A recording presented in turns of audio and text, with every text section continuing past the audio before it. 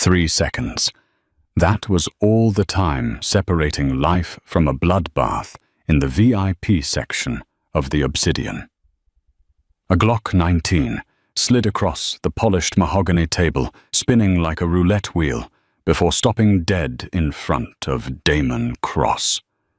The room went silent, that heavy, suffocating silence that smells like expensive cologne and gunpowder. Damon didn't reach for the weapon. Instead, he looked at the trembling girl holding a tray of scotch, a cruel smirk twisting his lips. He thought she was just furniture. He thought she was invisible. "If you're so smart, honey," he spat, pointing at the Russian warlord opposite him, "then tell me what he just said before I put a bullet in his head." He expected her to cry. He didn't expect her to save his empire. New York City doesn't sleep, but it definitely hallucinates. Especially at 3:00 a.m. in the meat-packing district, where the cobblestones are slick with rain and secrets. Lydia Hart adjusted the collar of her uniform, wincing as the stiff fabric dug into her neck. She wasn't supposed to be here. By all logical metrics, a 24-year-old doctoral candidate in computational linguistics from Columbia University should be asleep or at least crying over a thesis on the semiotic variants in Proto-Slavic dialects. Instead, she was carrying a tray worth more than her tuition at the Obsidian, a members-only supper club that didn't appear on Google Maps and required a retina scan to enter. Lydia needed the money.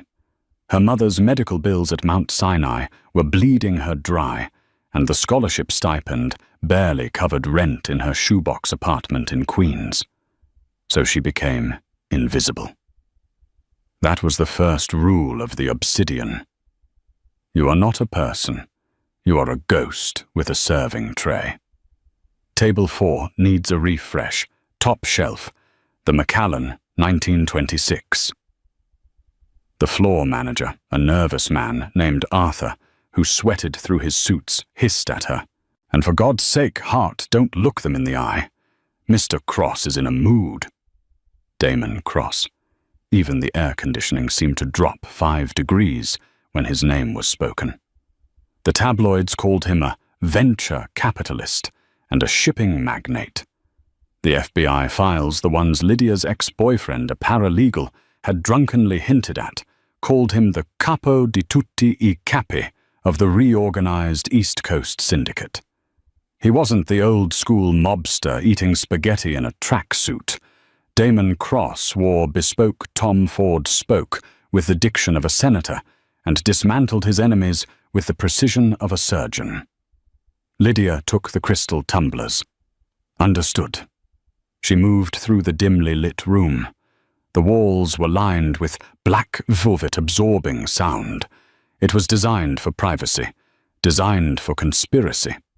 At table 4, the atmosphere was toxic. Damon Cross sat at the head, his posture relaxed but coiled like a panther lounging on a tree branch. He was devastatingly handsome, in a sharp, terrifying way. Dark hair swept back, eyes the color of cold steel, and a scar cutting through his left eyebrow that ruined his perfection just enough to make him unforgettable. Opposite him sat 3 men who looked like they were carved out of granite. Russians, specifically the Bratva. The man in the middle, a bear of a human being with gold teeth and tattoos creeping up his neck, was yelling in a rapid-fire dialect that sounded like stones grinding together. Damon's translator, a sweaty little man named Peterson, was pale. He was shaking so hard his glasses were sliding down his nose. Lydia approached the table silently, placing the glasses down on coasters. Clink. Clink. "He says," Peterson stammered, wiping his forehead with a handkerchief. "He says the price is too high, Mr. Cross. He says the shipment routes are not secure." Damon didn't look at Peterson. He looked at the Russian. "Tell him the price is the price. The routes are guaranteed by the port authority." Peterson translated into Russian. The Russian bear laughed a wet, ugly sound and slammed his fist on the table. He rattled off another string of harsh words, gesturing wildly at Damon, then at the door. He says he is insulted, Peterson squeaked. He says he will take his business to the triads if you do not lower the fee by 20%. Lydia froze. She was pouring the scotch, her hand hovering over the crystal glass. She knew Russian. She had studied it for 6 years. But what the man had said wasn't about fees. It wasn't about the triads. Tell the American dog that the sniper is already on the roof. When I stand up, his head opens. That was what the Russian had actually said. Lydia's heart hammered against her ribs. She looked at Peterson. Why was he lying? Was he incompetent? She glanced at Peterson's hands. They weren't just shaking from fear. He was tapping his thumb against his thigh in a rhythmic pattern. 1, 2. 1, 2. A signal. Peterson was a mole. Lydia had a choice. She could walk away. She was a waitress. She was invisible. If Damon Cross got his head blown off, the world might be a better place. But if the shooting started, everyone in this room was collateral damage, including her. She finished pouring the scotch. She didn't move away. Damon Cross sighed, leaning forward to pick up his glass. He swirled the amber liquid, looking bored. 20%. Tell him I don't do discounts. The Russian grinned, showing the gold teeth. He placed his hands on the arms of his chair, bracing to stand up. The signal. Lydia's throat went dry. If he stood up, Damon died. And then the crossfire would kill her. Wait, Lydia whispered. It was quiet, but in the tension of the room it sounded like a gunshot. Every head at the table snapped toward her. The Russian looked confused. Peterson looked terrified. But Damon Cross looked amused. He turned his head slowly, his steel eyes locking onto hers.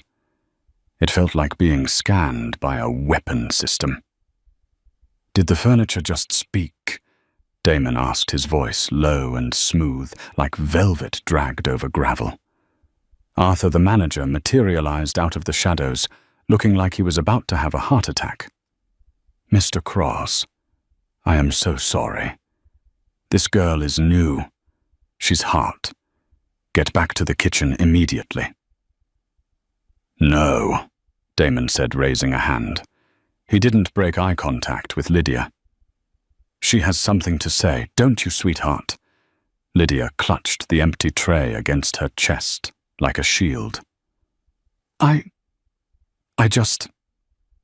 Speak up, Damon commanded. The amusement vanished, replaced by a cold authority that made her knees weak. You interrupted a $10 million negotiation. It better be good. The Russian barked something in his native tongue, a derogatory comment about women that made Lydia's ears burn. Damon glanced at the Russian, then back to Lydia. He leaned back, spreading his arms. Well, we're waiting. The translation, Lydia said, her voice trembling but gaining strength. It's wrong. Peterson jumped out of his seat. This is preposterous. She's a waitress. What does she know? I have a master's degree from Yale. Damon looked at Peterson, then at the gun he kept holstered under his jacket. He pulled the weapon out, a matte black Glock, and slid it across the table. It spun and stopped, pointing vaguely at the Russian. If you're so smart, honey, Damon mocked, his eyes glittering with a dangerous challenge. Then translate it. Tell me what he just said before I put a bullet in his head. Or maybe yours. It was a test, a cruel, sadistic game. He didn't believe her. He just wanted to humiliate her before he fired her. Lydia looked at the gun. Then she looked at the Russian, whose smile had faltered. "He didn't say the price was too high," Lydia said, her voice ringing clear in the silent room. "And he didn't mention the triads." She switched to flawless Russian, the vowels rolling off her tongue with a perfect St. Petersburg accent. She looked directly at the Russian boss. "I know about the sniper on the roof, Volkov. Sit down, or you will be the one who does not leave tonight." The Russian's face went white. He froze halfway out of his chair. Damon's eyes narrowed. He didn't understand the words, but he understood the reaction. The predator in him woke up. Lydia switched back to English, looking straight at Damon. He said, "Tell the American dog that the sniper is already on the roof. When I stand up, his head opens. Your translator is lying to you, Mr. Cross. He's setting you up for an execution." The silence that followed was absolute. Damon didn't look at Lydia anymore. He looked at Peterson. Peterson was sweating so profusely now that drops were hitting the table. "Mr. Cross, she's crazy. Damon moved faster than Lydia thought humanly possible. He didn't reach for the gun on the table.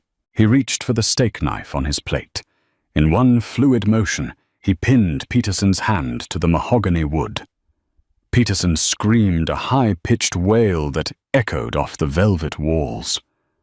The Russian boss, Volkov, reached for his jacket. "Don't," Damon said calmly, not even looking at him. Two shadows detached themselves from the corners of the room, Damon's bodyguards. They had submachine guns raised before Volkov could even twitch. Damon stood up. He adjusted his cufflinks. He looked at the Russian. "Sniper on the roof. That's rude, Nikolai. Very rude." He pulled out his phone and typed a single message. A moment later, a muffled thud was heard from the ceiling above them, followed by the vibration of a heavy body hitting the roof deck. "Problem solved," Damon said cold. "Now get out of my city before I peel the skin off your bones." Volkov, looking like he had seen a ghost, grabbed his men and fled. They didn't walk. They ran. Peterson was sobbing, pinned to the table. Damon ignored him. He turned slowly to Lydia. She was shaking. The adrenaline was crashing, leaving her lightheaded. She had just saved the life of the most dangerous man in New York. Damon stepped closer to her. He smelled of sandalwood and danger. He reached out and took the tray from her hands, tossing it carelessly onto the floor. It clattered loudly. "Who are you?" he asked. It wasn't a question. It was a demand.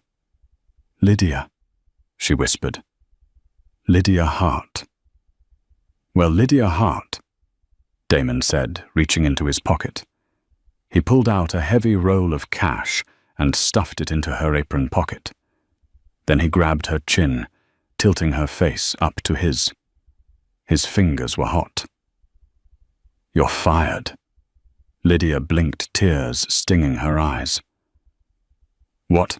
You're fired from this dump," he clarified. His thumb brushed her lower lip, a gesture that was shockingly intimate. "Starting tomorrow, you work for me." Lydia didn't sleep that night. She sat on the edge of her sagging mattress in Queens, staring at the stack of $100 bills Damon had shoved into her apron. $5,000. It was more than she made in 3 months. She should run. That was the smart thing to do. She should pack her bags, take her mom, and move to Iowa. Somewhere with cornfields and 0 Mafia dons. But at 8:00 a.m. sharp, there was a knock on her door. Lydia froze. She lived in a 4th-floor walk-up with a broken buzzer. No one knocked on her door unless they were lost or selling something. She looked through the peephole. Standing in the hallway, looking absurdly out of place among the peeling paint and cooking smells of the tenement was a man in a charcoal suit. It wasn't Damon. It was an older man, distinguished, holding a tablet. Lydia opened the door a crack, keeping the chain on. "Yes." "Miss Hart," the man said. "My name is Silas Vance. I am Mr. Cross's chief of staff. The car is waiting." I didn't say yes," Lydia stammered. Silas smiled, but it didn't reach his eyes. "Mr. Cross does not make offers, Miss Hart. He gives directives. Besides, your mother's transfer to the Presbyterian Specialized Care Unit has already been arranged. Dr. Aris Thorne, the best oncologist in the country, is reviewing her case as we speak." Lydia felt the blood drain from her face. "How do you know about my mother?" "We know everything," Silas said simply. "Please, the car is blocking a fire hydrant." 10 minutes later, Lydia was in the back of a black Maybach, watching her neighborhood disappear. She wasn't just hired, she was owned. They drove into Manhattan, past the tourist traps, straight into the financial district. The car pulled up to a glass skyscraper that pierced the clouds. The Cross Tower. Lydia was ushered through a private lobby into a private elevator that had no buttons, just a card scanner. Her ears popped as they ascended 60 floors in seconds. The doors opened into a penthouse office that was larger than her entire apartment building. It was all glass, steel, and modern art. And there, standing by the window looking out over the Hudson River, was Damon. He wasn't wearing a suit jacket today. He wore a white dress shirt with the sleeves rolled up, revealing muscular forearms, and a watch that probably cost more than a house. "You're late," he said without turning around. "I didn't know I was coming," Lydia shot back. The fear was there, but so was the anger. "You can't just kidnap people, Mr. Cross." Damon turned. A slow smirk spread across his face. "Kidnap, I upgraded you, Lydia. You were serving drinks to pigs. Now you're going to help me slaughter them." He walked over to his massive desk and picked up a thick file. He tossed it to her. "What is this?" she asked, catching it. "Peterson was a rat," Damon said, walking around the desk to lean against it, crossing his ankles. "But he wasn't smart. He was using a book cipher to encode my messages to the European suppliers. I need you to break it. I need to know who he was talking to, and exactly how much money he stole from me." Lydia opened the file. It was pages and pages of transcripts, numbers, garbled Russian, Italian. "I'm a student," Lydia said, "not a code breaker for the mob." "You're a genius," Damon corrected. "I saw your transcripts, perfect scores, IQ of 165. You speak 5 languages fluently. You have a knack for patterns." He stepped closer, invading her personal space again. The air between them crackled. "And you have a debt to pay." "I don't owe you anything," she said, backing up until she hit the wall. Damon placed a hand on the wall beside her head, boxing her in. He leaned down, his lips inches from her ear. "I saved your life last night, Lydia. If Volkov had stood up, his men would have sprayed the room. You would be dead. My men would be dead. Instead, you spoke. You changed the future." He pulled back to look her in the eyes. "Translate the files. Find the leak. If you do, your mother's medical bills are paid for life. If you fail, well, let's just say the severance package is permanent." Lydia looked at the files in her hand. Then she looked at the man who held her life in his grasp. She realized with a jolt of terror that she wasn't just scared of him. She was fascinated by him. "I need a computer," she said, "and coffee black." Damon's grin widened. It was the smile of the devil getting exactly what he wanted. "Silas will get you anything you need. Welcome to the family, Lydia." 48 hours. That was how long Lydia Hart had been locked in the glass tower. She hadn't seen the sun, only the artificial glow of 3 monitors and the sprawling city lights of New York below. The coffee pot was her only friend. Damon Cross had given her a task that the NSA would have struggled with. The transcripts from Peterson weren't just coded. They were a linguistic nightmare. Peterson had used a chaotic mix of Cockney rhyming slang, transliterated Russian, and a numeric shift based on the Fibonacci sequence. It was brilliant in a frantic, rat-like way. Lydia rubbed her temples, her eyes burning.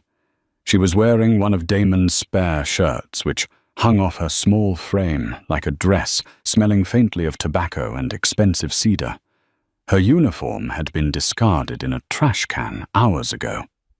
"You're staring at the screen, like it insulted your ancestors," a voice rumbled from the doorway. Lydia didn't jump. She was too tired for fear. She spun the ergonomic chair around. Damon was standing there, leaning against the doorframe. He looked fresh-showered, wearing a black turtleneck that emphasized the width of his shoulders. He held a plate of food steak, rare with asparagus. "It's not an insult," Lydia murmured, her voice raspy. "It's a riddle." Peterson wasn't just translating for the Russians. He was brokering a side deal. Damon walked over and set the plate on the desk right on top of a stack of files. "Eat. You look like a ghost." "I found a pattern," Lydia said, ignoring the food. She pointed at the screen. "Look at the timestamps on the messages. They always align with the tidal charts of the Port of Newark." Damon frowned, moving behind her chair. He placed a hand on the back of it, leaning over her shoulder. His heat radiated against her back, making her breath hitch. "Explain." "He uses the word bluebird every time the tide is high." Lydia said, her fingers flying across the keyboard to highlight the text. "I thought it was a code name for a person, but in Russian criminal slang from the 90s, bluebird sinaya ptitsa referred to heroin. But the syndicate doesn't move drugs, right? You deal in arms and tech." "Correct," Damon said, his voice hardening. "No powder. That's the rule." "Peterson was moving it," Lydia said softly. "Inside your shipping containers. He was smuggling heroin in the hollowed-out casings of the guidance systems you sell to the contractors. And he wasn't doing it alone." She hit the enter key. A map popped up on the screen, connecting the digital dots she had spent 2 days analyzing. "The messages weren't going to Volkov," Lydia revealed. "They were being routed through a server in the Cayman Islands. The final recipient is a shell company called Aurelius Holdings." Damon went rigid. His hand tightened on the back of her chair, so hard the leather creaked. "Aurelius? You know them. It's not a them," Damon spat, standing up and pacing to the window. The city lights reflected in his cold eyes. "It's a him. Sebastian Cole. My godfather." Lydia froze. She knew the name. Sebastian Cole was a philanthropist, a billionaire who built hospitals and libraries. He was the face of clean money in New York. "Your godfather is a drug lord. He's the man who taught me how to tie a tie and how to hide a body." Damon said, his voice devoid of emotion. "He retired 5 years ago. Gave me the territory. Said he wanted to cleanse his soul." Damon turned back to Lydia, his face a mask of fury. "If Cole is using my logistics to move heroin, he's not just making money. He's framing me. If the feds find that product in my containers, I go away for life. And he takes the empire back, looking like the savior stepping in to clean up his godson's mess." "There's more," Lydia said, hesitating. This was the part that terrified her. "Tell me." The last message Peterson sent, it wasn't about a shipment. It was a date. January 12th. The gala. The Red Room. Lydia looked at the calendar on the wall. That's tonight. Damon stared at her. The silence stretched heavy and dangerous. The Metropolitan Museum Charity Gala. Damon realized. Cole is hosting it. He invited me 3 months ago. I wasn't going to go. He needs you there, Lydia deduced. Why? To kill me, Damon said simply. Or to arrest me, publicly. He walked back to the desk, grabbed the plate of steak, and shoved a forkful of meat toward her mouth. Eat. You need the energy. Lydia blinked, taking the bite automatically. Why? Damon smirked, but there was no humor in it. It was a wolf baring its teeth before a hunt. Because, Lydia Hart, you're not just my translator anymore. Tonight, you're my fiancé. The transformation was brutal and efficient. A team of 3 stylists descended on the penthouse suite like a tactical squad. Lydia was scrubbed, waxed, polished, and painted. There was no time for modesty. She was a mannequin being prepped for war. When they were finished, Lydia stood in front of the floor-to-ceiling mirror and didn't recognize the woman staring back. She wore a gown of liquid midnight blue silk that clung to every curve before cascading to the floor. The back was entirely open, exposing her spine. Her hair, usually tied in a messy bun, was styled in glamorous Hollywood waves. On her neck sat a diamond necklace that felt heavy, cold, and undeniably real. Does it fit? Lydia turned. Damon was standing at the entrance of the dressing room. He was wearing a tuxedo that was cut so sharply it could probably draw blood. He looked like James Bond's evil, better-looking brother. He stopped walking. His eyes swept over her, starting at her heels and traveling slowly up to her eyes. He didn't say a word, but his pupils dilated. It fits, Lydia said, feeling a blush rise up her neck. But I can't walk in these heels, and I definitely can't run. You won't have to run, Damon said, stepping closer. You stick to me. If I move, you move. If I stop, you stop. He reached into his jacket pocket and pulled out a small velvet box. Inside was a ring, a massive emerald-cut diamond set in platinum. Give me your hand. Lydia hesitated, then extended her left hand. Damon slid the ring onto her finger. It fit perfectly. It's a tracker, he said quietly, still holding her hand. If we get separated, press the stone down for 3 seconds. My security team will tear the building apart to find you. Is it really that dangerous? Lydia asked. It's a charity gala. There will be senators, celebrities. The perfect cover, Damon said. He lifted her hand and brushed his lips against her knuckles. The contact sent a jolt of electricity straight to Lydia's stomach. Cole loves an audience. He won't try a hit on the dance floor. He'll try to get me alone. That's what the message meant. The Red Room. It's a private lounge inside the exhibit. So we avoid the Red Room, Lydia reasoned. No. Damon corrected, his eyes dark. We walk right into it, but we do it on my terms. I need you to listen, Lydia. Really listen. Cole speaks 4 languages, but he has a tell. When he's lying, he switches syntax structures. He uses passive voice. You catch him doing that, you squeeze my arm. Twice. And if he orders his men to kill us. Damon reached behind his back and pulled out a small pearl-handled pistol. He lifted the slit of her dress and slid the gun into the garter on her thigh. The metal was cold against her skin. Then you shoot, Damon said. Aim for the center of mass. Don't close your eyes. He stepped back, offering his arm. Ready to meet the family? Lydia took a deep breath. She touched the diamond tracker on her finger, then the cold steel on her thigh. She was a doctoral student. She studied syntax and phonemes. Now she was walking into a seaman's den with the king of the jungle. Ready, she lied. The Metropolitan Museum of Art was transformed. The Temple of Dendur was bathed in golden light, filled with the elite of New York. A string quartet played softly, competing with the hum of gossip and the clinking of champagne flutes.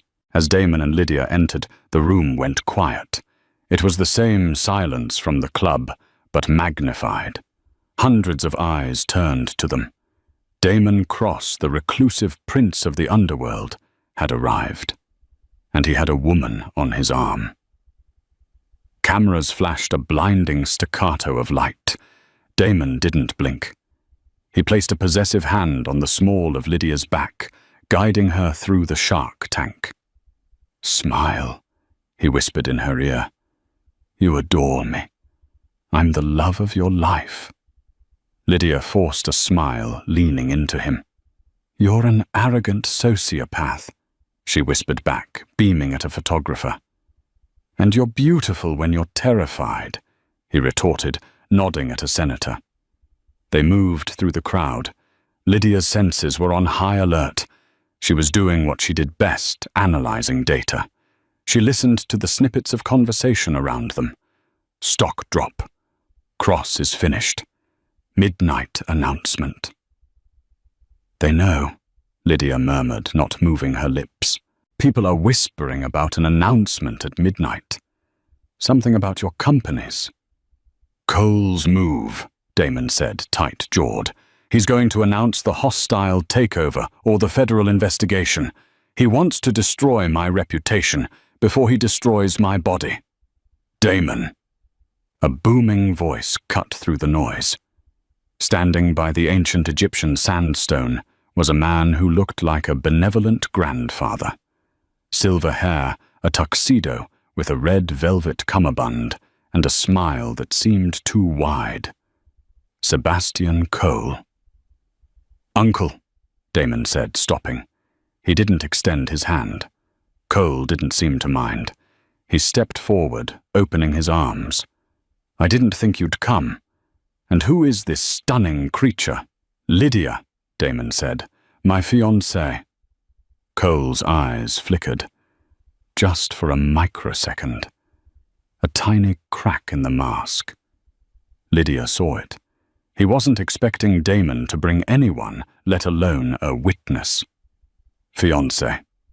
Cole laughed, clapping Damon on the shoulder. "You work fast, boy. A pleasure, my dear, my..."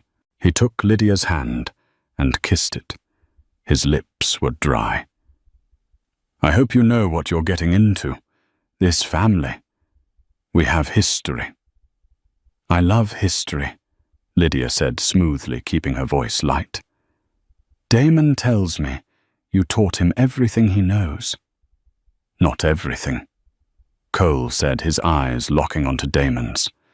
"Some things you have to learn the hard way." "Damon, my boy, we have business. The Red Room, 10 minutes. "We'll be there," Damon said. "Alone," Cole added. "Family matters." "Lydia is family." Damon countered his voice, leaving no room for argument. "She comes or I leave." Cole paused. He looked at Lydia, assessing her. He clearly decided she was just a pretty ornament, nothing to worry about. "Very well. Bring the girl. Maybe she can learn something." Cole walked away, disappearing into the shadows of the exhibit. "He's nervous," Lydia whispered as soon as he was gone. "He used the conditional tense when he said, 'Maybe she can learn.' And his hand, he was tapping his ring against his glass. Same rhythm as Peterson." "He's signaling his team," Damon said. "We have 10 minutes. Do you want to run?" "There's a service exit behind the sarcophagus." Lydia looked up at him. She saw the tension in his jaw, the way his eyes scanned the perimeter, constantly protecting her. For 2 days, she had seen the monster the world feared, but she had also seen the man who sat with her while she worked, who made sure she ate, who respected her mind. If she ran, he died. "I'm not running," Lydia said. "Let's go translate some lies." Damon looked at her with an intensity that made her knees weak. "If we survive this," he growled, "I'm going to buy you the entire museum." They walked toward the red room. It was a private viewing gallery draped in heavy crimson curtains, isolated from the rest of the gala. Inside, Sebastian Cole stood by a fireplace. He wasn't alone. 4 men stood in the corners of the room. They wore tuxedos, but they bulged in the wrong places. "Champagne?" Cole asked, gesturing to a bottle on the table. "Cut the act, Sebastian," Damon said, his voice echoing in the small room. "I know about Aurelius Holdings. I know about the heroin in the guidance systems." Cole's smile vanished. He sighed, looking disappointed. "You were always too clever for your own good, Damon. I tried to protect you. I tried to give you a clean way out. By framing me..." Damon stepped forward, shielding Lydia with his body. "By retiring you," Cole snapped. "You're soft, Damon. You're trying to legitimize the syndicate. You're turning us into a corporation. We are wolves, not accountants. The heroin, that is quick cash. That is power. And you were getting in the way. So you kill me," Damon said, "and take it all back." "I don't want to," Cole said, shrugging. "But the board agrees. It's a necessary correction." Cole raised his hand. The 4 men in the corners reached into their jackets. "Wait!" Lydia screamed. It was the second time in 3 days she had stopped a murder with a word. Cole looked at her, annoyed. "What?" Lydia stepped out from behind Damon.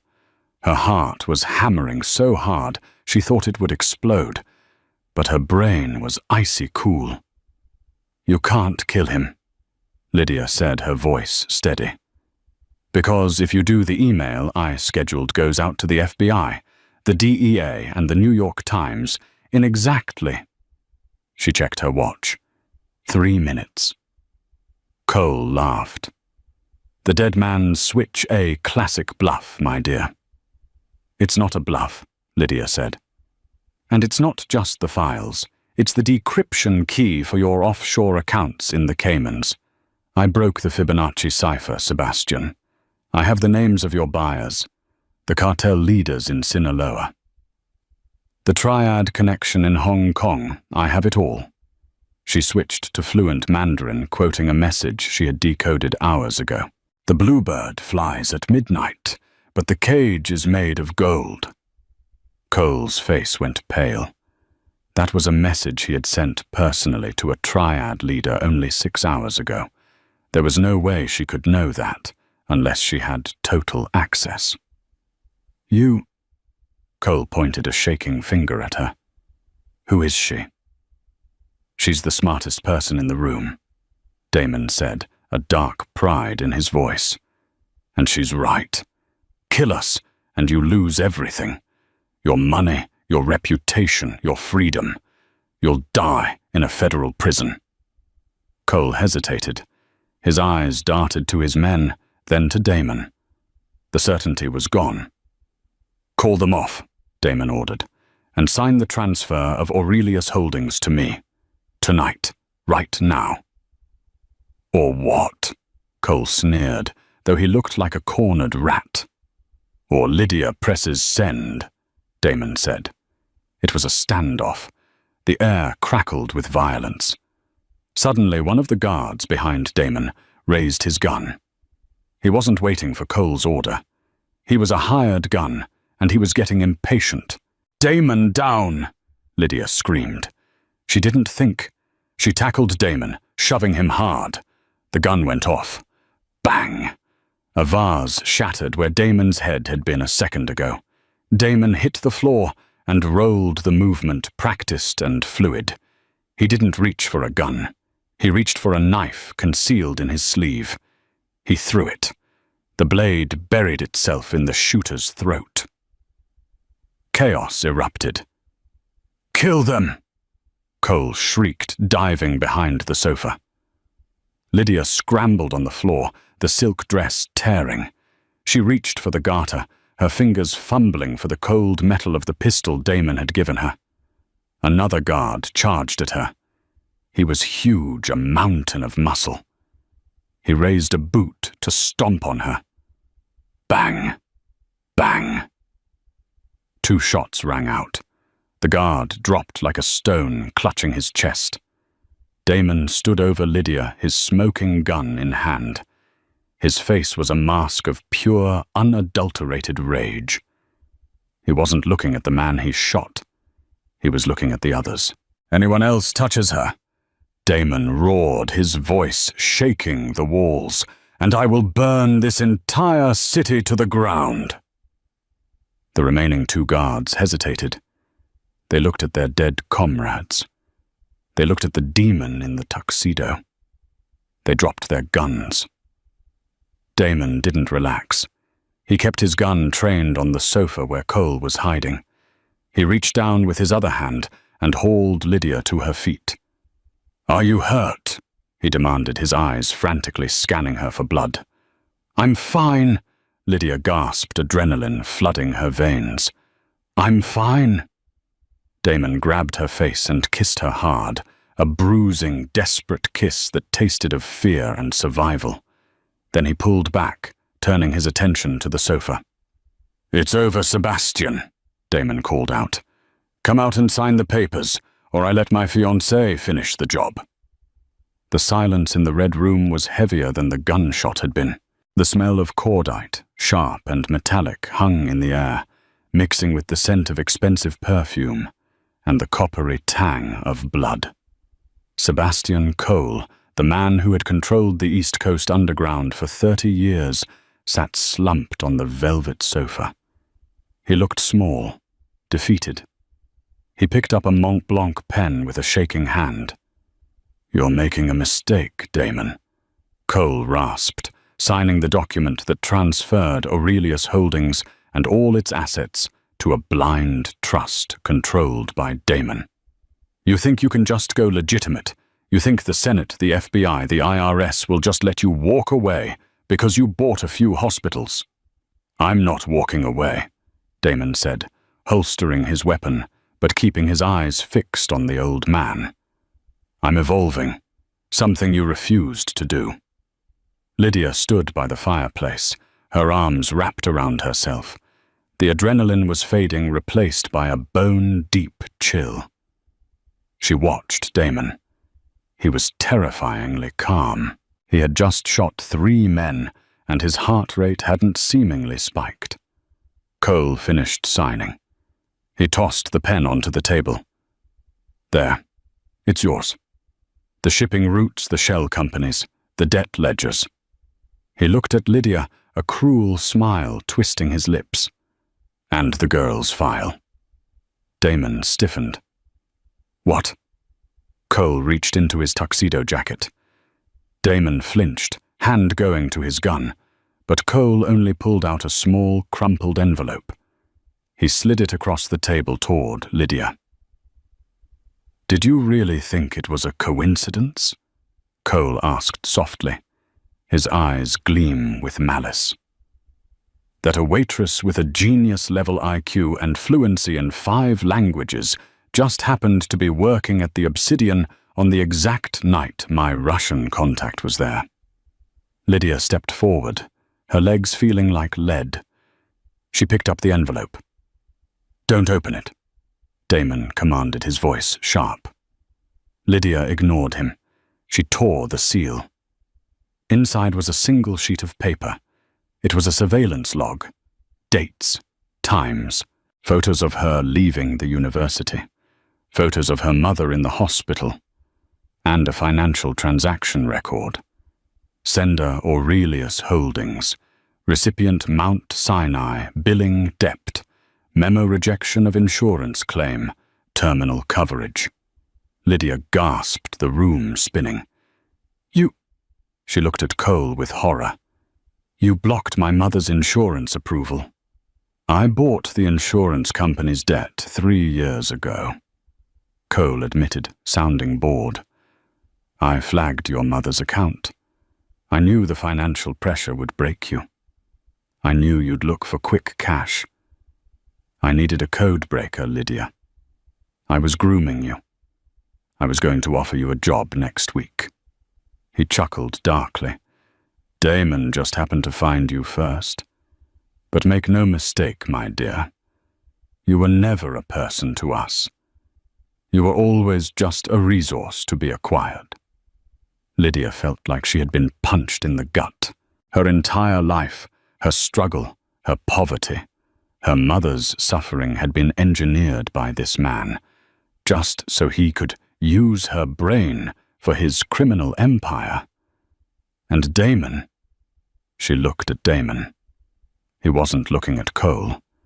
He was looking at her, his expression unreadable. "Did you know?" Lydia whispered.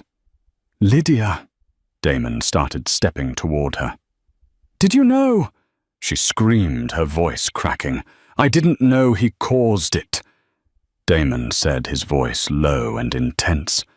"But I knew who you were the moment you walked up to that table. I knew you were Cole's target. That's why I hired you. To keep you away from him. To keep me away.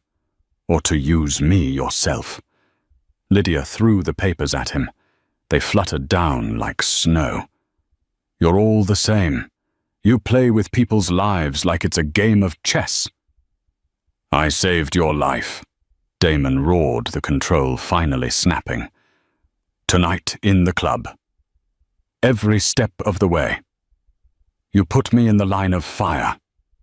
Lydia countered, tears streaming down her face. "I want out. The deal is done. The code is broken.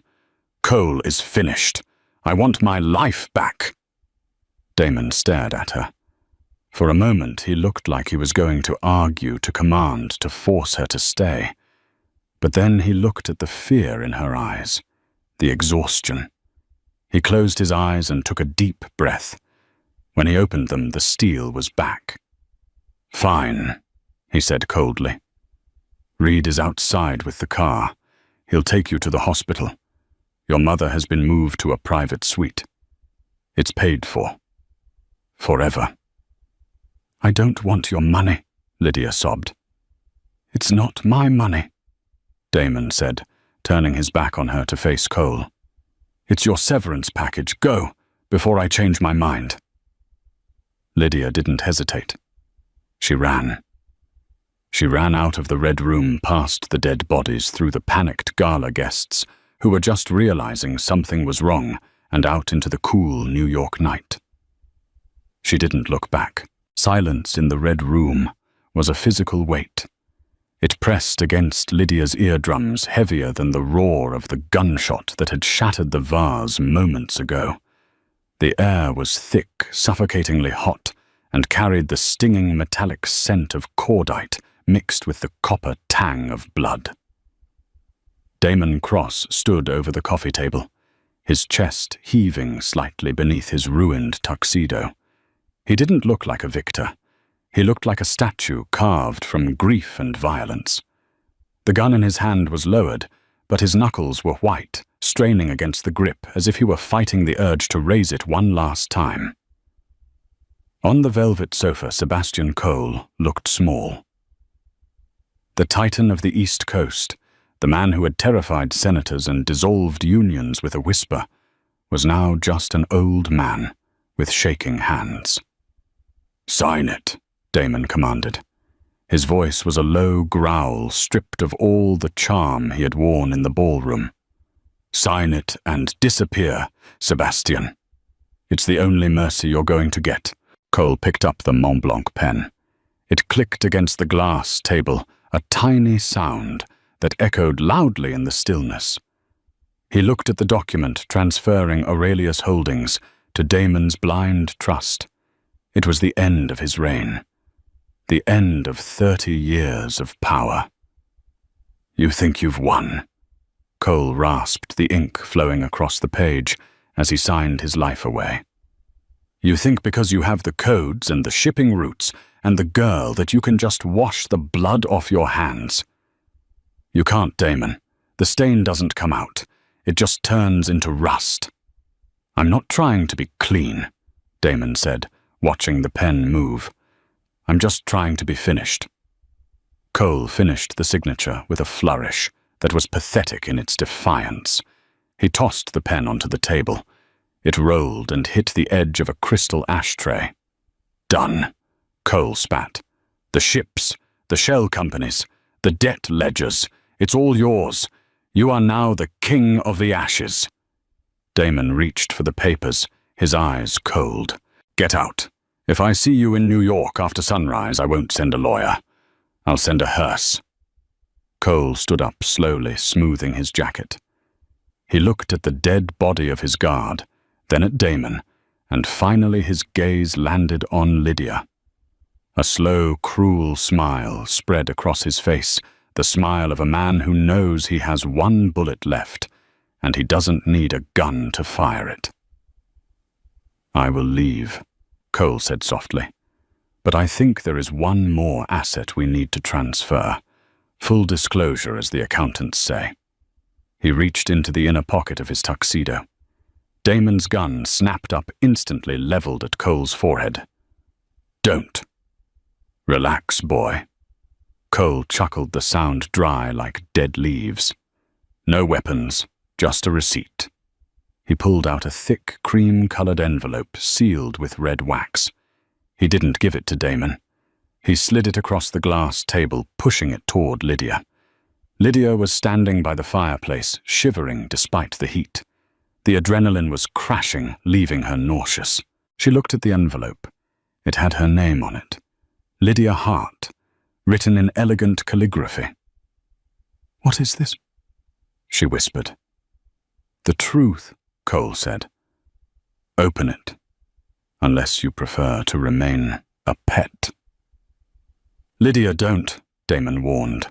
His voice held a note of panic that Lydia had never heard before. He stepped toward her, reaching out to intercept the envelope. Whatever is in there, it's a lie. He's trying to poison you. Is it? Cole countered. Whatever is in that envelope, Damon, you paid for it. Indirectly, of course. Lydia looked at Damon. The fear in his eyes wasn't for himself. It was guilt. She snatched the envelope before Damon could touch it. Her fingers trembled as she broke the wax seal. Inside was a dossier. Not a thick one, just 3 pages. She pulled out the first page. It was a photocopy of an internal email from Aurelius Holdings dated 2 years ago. Subject, candidate recruitment. Project Cipher. Target, Lydia Hart, doctoral candidate, Columbia. Status watch list. Lydia frowned. You were watching me 2 years ago. Keep reading, Cole urged gently. Lydia turned the page. The second document was a financial directive. To Mount Sinai Hospital Billing Department. Rapid Claims Denials, Inc. Repatient, Martha Hart, Oncology. Instruction, override, standard approval. Flag as experimental, high risk. Deny all coverage requests under subsection 44B. Initiate maximum debt collection protocol. Authorized by S. Cole. The room spun. The floor seemed to tilt beneath Lydia's feet. She couldn't breathe. The air in her lungs turned to glass. She remembered that day. The day the letter came. The day the insurance company said no.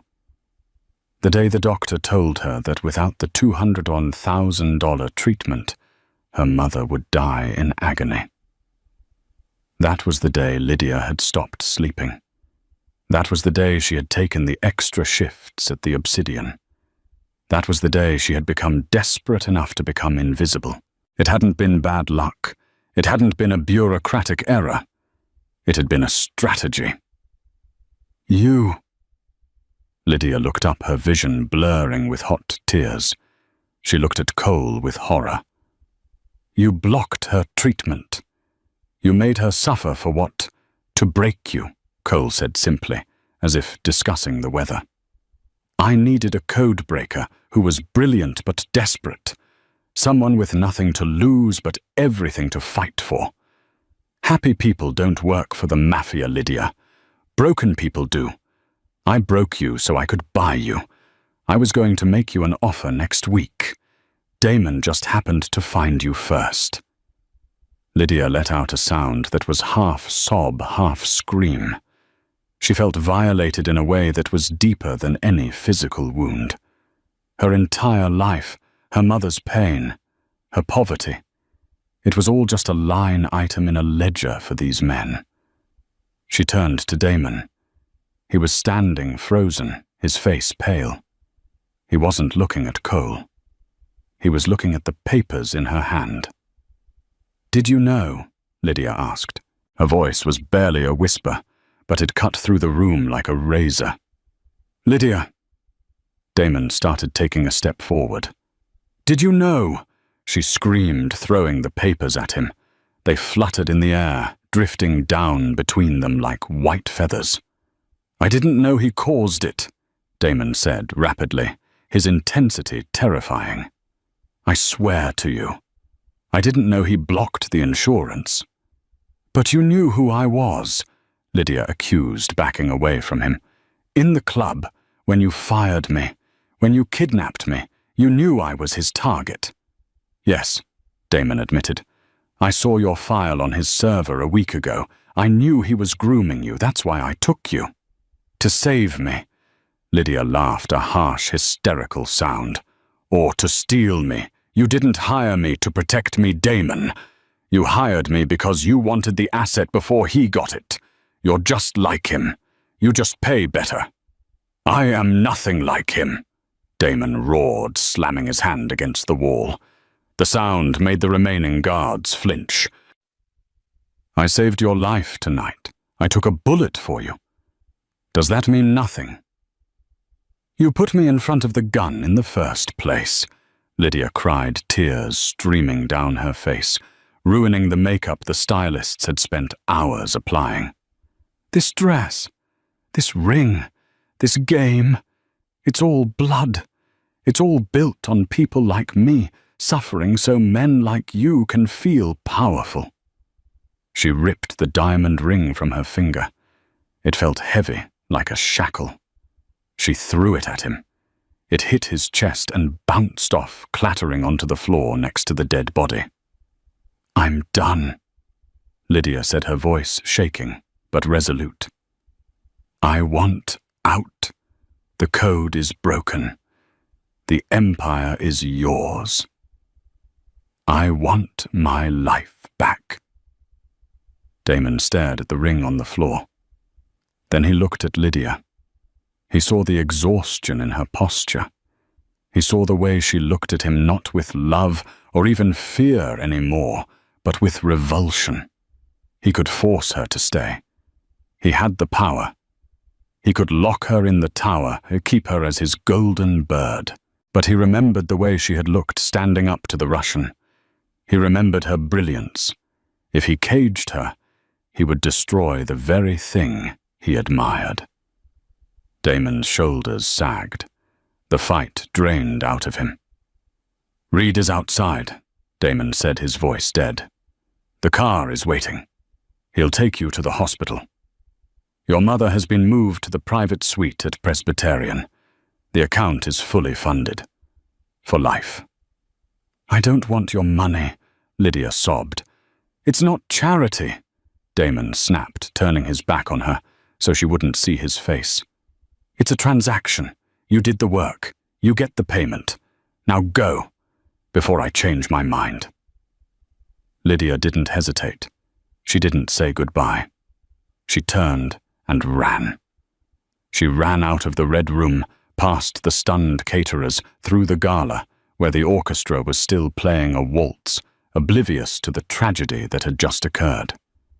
She burst out of the museum doors and into the cool, biting wind of the New York night. She was free. She was safe. She had saved her mother. But as she stood on the sidewalk, gasping for air, Lydia realized with a sinking heart that she had left the only part of herself that felt alive back in that room, standing amidst the wreckage of a broken kingdom. And that is the story of how a waitress brought the Mafia to its knees, not with a gun, but with a dictionary. It's a reminder that sometimes the most dangerous weapon in the room isn't the muscle, it's the mind. Damon thought he was the predator, but he ended up being the one captured. What did you think of Lydia's choice? Would you have forgiven Damon after finding out about the manipulation, or would you have taken the money and run? I honestly think she was crazy to go back. But maybe that's what love is, a little bit of madness. If you enjoyed this roller coaster of romance, danger, and justice, please smash that like button. It really helps the channel grow. Don't forget to subscribe and hit the bell icon so you never miss a story. Share this video with a friend who loves a bad boy with a soft spot. Thanks for watching, and I'll see you in the next one.